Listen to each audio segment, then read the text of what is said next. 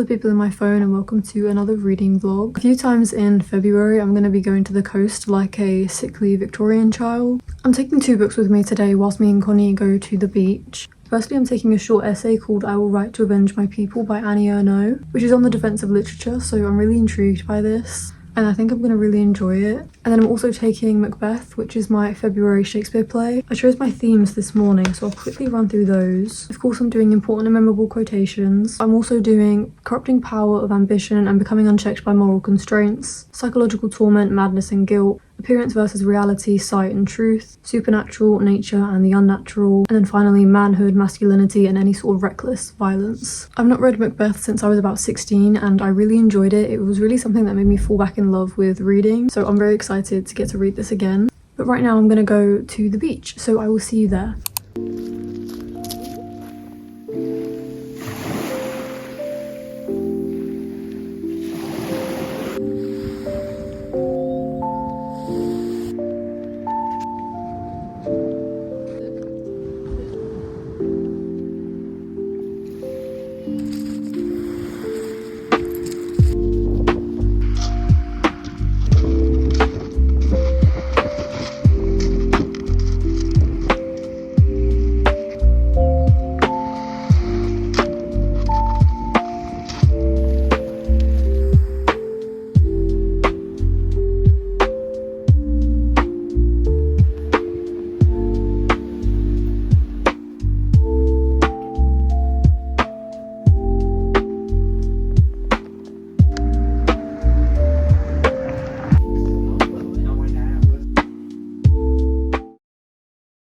Other people on my phone. I feel like the Victorian child at sea trope must have some basis behind it because that was so refreshing. I don't know if I'm saying that because it was or because it was just so cold, but I had fun. In terms of reading updates, of course I took those two books with me.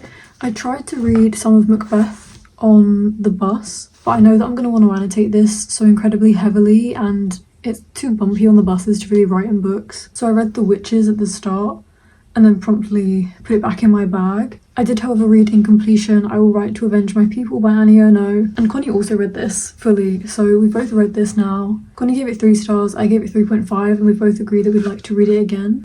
I really enjoyed the basis of this being reading as something political because of course again that's something I stand by. I think I've definitely said that before. It was especially good in terms of writing as a standpoint politically, and the idea that you can write as an individual to find your collective and to have this community that agrees with you and understands your background. And I did really enjoy it, but like I said, I would like to read it again. I also found a lot of sea glass that I've currently put in this lid for a candle. I definitely need to get a jar and I'd like to decorate it, but for now I'm happy with my little collection. I can only really find whites and greens, and I found one that's a slightly more olive green and one that's more of a dusty cream sort of a colour. I'd love to find a bit of blue sea glass. But those are my finds for today. We also went into one of my newfound favourite bookshops called Harbour Books and I bought one book. It's called One Boat by Jonathan Buckley and of course it is a Fitzcarraldo. They've got an entire section which is a stand of Fitzcarraldos and this one is set on the coast, so I thought it'd be so good at the end of February when me, Connie and Ethan go to the coast again that I can maybe take this with me. So I bought this and I'm very excited to read it. But yeah, those are my reading updates and I'm gonna go, and the next time you see me, I'll be going to the coast again. So I will see you then. Hello people in my phone. If you can't tell from my voice, I'm very ill. This is the second installment of my coastal reading vlog. And I'm pretty sure that in the first one when we went to the beach, I made a joke about being a sickly Victorian child. I am currently a sickly Victorian child, okay? I'm sickly, I'm studying Victorian literature, but we're hiking to the coast today. I say hike very loosely. I really want to hike this year. It's one of my New Year's resolutions. One of my 2026 goals is I want to go on a nice mountain walk. Today is not a mountain walk, today is just a walk. Probably along main roads and fields, but regardless, I'm wearing my hiking outfit. I've got a long sleeve top, a fleece, cargos, walking boots. I've got my Carhartt jacket I'm going to wear because it's going to be cold, and I've got a backpack. We've made packed lunch. I'm very excited, basically. I will be taking One Boat by Jonathan Buckley with me. I bought this at the coast last time. Have I started reading it? No. Will I start reading it? Potentially. I'm going to take it with me regardless. I think that we're going to go to the coast again on Wednesday. Today's Saturday. So regardless, I will be starting this month, this week, ideally. But for now, I'm going to go because talking is starting to hurt. So you'll join us on the walk, on the hike, and on the beach. So I'll see you there.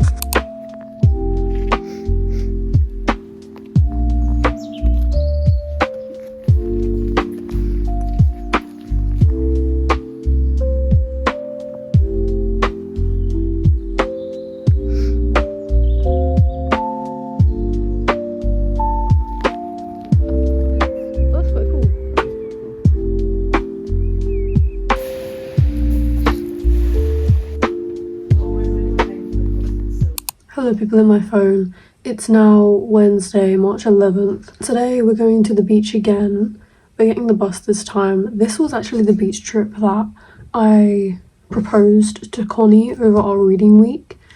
I texted her a Pinterest board and a to-do list, like an itinerary, and said we're going to be doing this next semester or the second half of spring semester because I wanted to go to the beach and I wanted to do this vlog.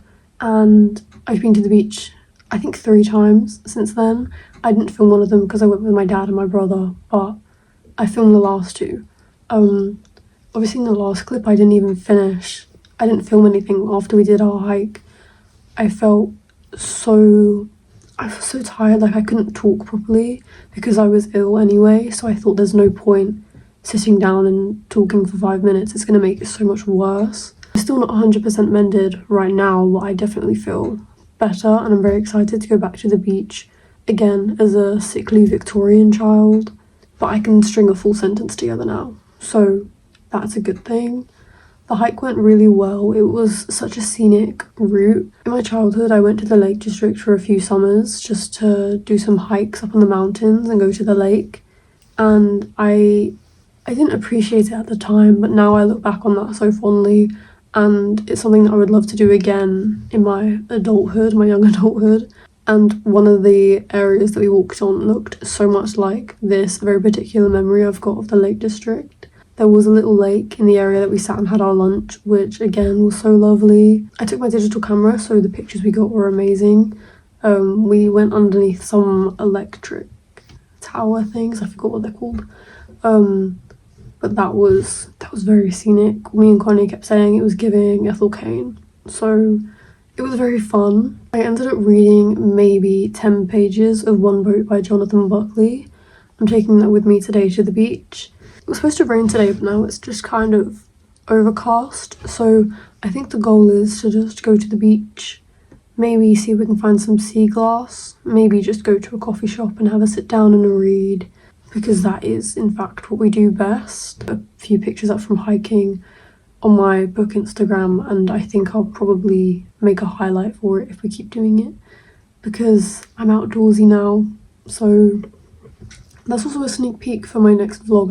I think I want to do I'm going to read outside next week, but I'll talk about that more in said vlog. For now, I'm going to have my breakfast and then we're going to go to the beach.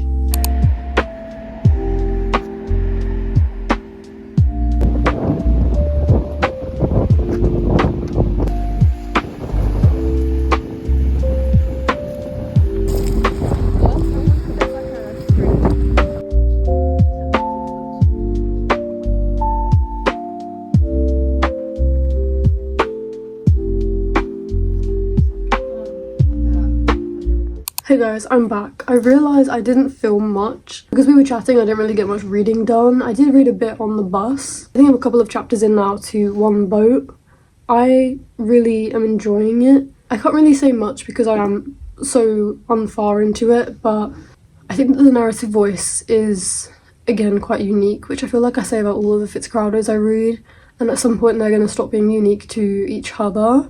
This one's interesting though. It's another one on the coast, which obviously when I read Morning and Evening by John Foss. That was also set on the coast, but the atmosphere is completely different. Morning and Evening felt very dingy and murky, very like grayscale almost. Whereas this one, I don't know if it's because of the weather today, it felt very spring, floral, like being surrounded by so much beauty whilst you're grieving.